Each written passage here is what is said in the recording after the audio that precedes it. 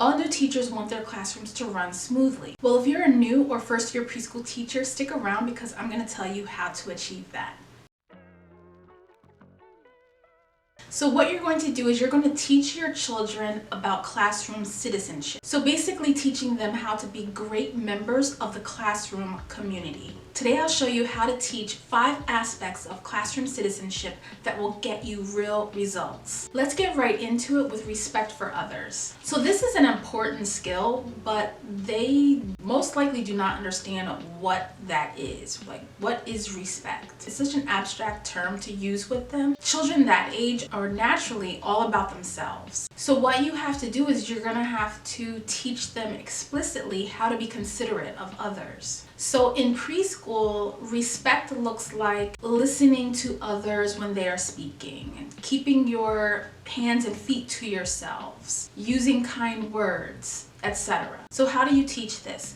So I am not going to go deep into the weeds with this one because I have other videos that touch on these, but basically you're going to model it. I talk about this all the time with mostly anything you want the children to do. You need to model it first. You can use scenarios, role play scenarios. So again, that is very common to do in a preschool setting to make sure that the children can actually see what it looks like, and also praise the behavior that you want to see. Another way is to teach active listening. So one way that you can do this in kind of like a fun way is to perhaps play the listening game or the telephone game, where the children sit around the circle and you start a message off, and then you can go around, have the children go around telling them the message to each other.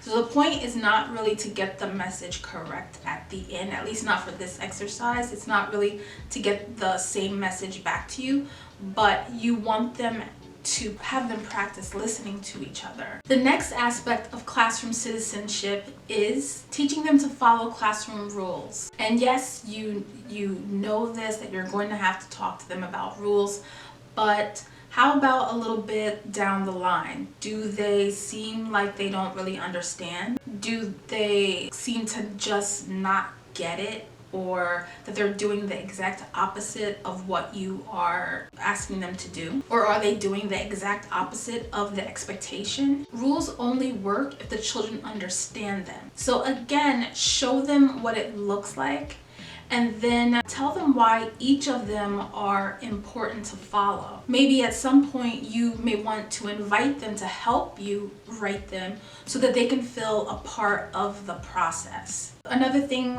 to do is to make sure that you have visuals for these rules. So this will help them remember what is expected if they see pictures. Another great way to teach them the rules, or reinforce the rules, or review the rules, is to make it fun.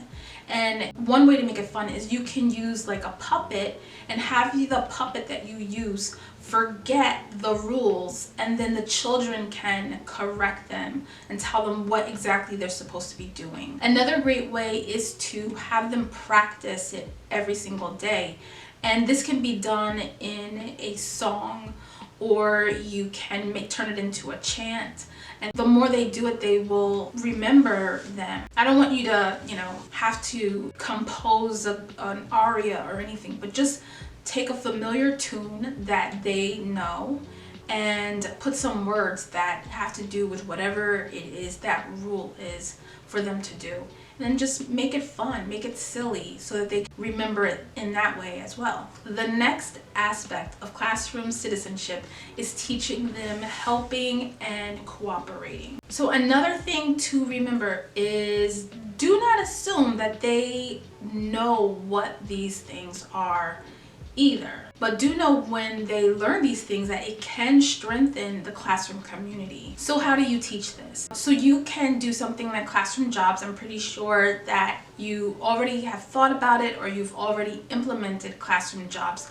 But just letting them know why that job is important, to let them know that they are, helping the classroom become cleaner, or helping the classroom be more organized, or just helping the classroom run smoothly, it gives them a way to feel like they are actually participating in the day-to-day of that classroom, the routines and the procedures, that they are a major part of that.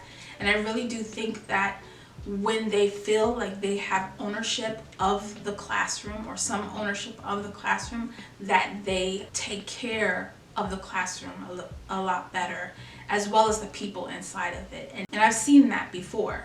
Another thing that you can do to teach helping and cooperating is with buddy systems. So, pairing two children up to take care of something in the classroom, or pairing a child up with someone who is new or someone who is having a difficult time. Like pairing a child up with someone who is needing help cleaning something up, or pairing them with a child who is having a difficult day, like they are sad or something.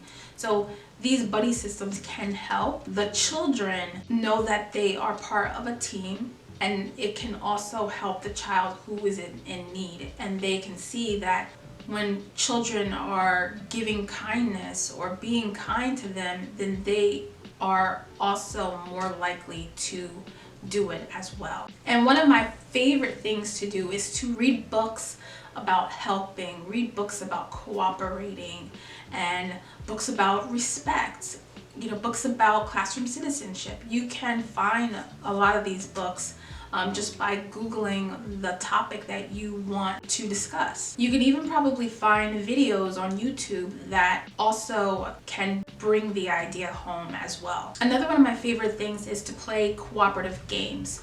So I'm not going to go into like the types of cooperative games that you can play, but I do have a video that you can take a look at where I do bring up some ideas of cooperative games that can be played in the classroom.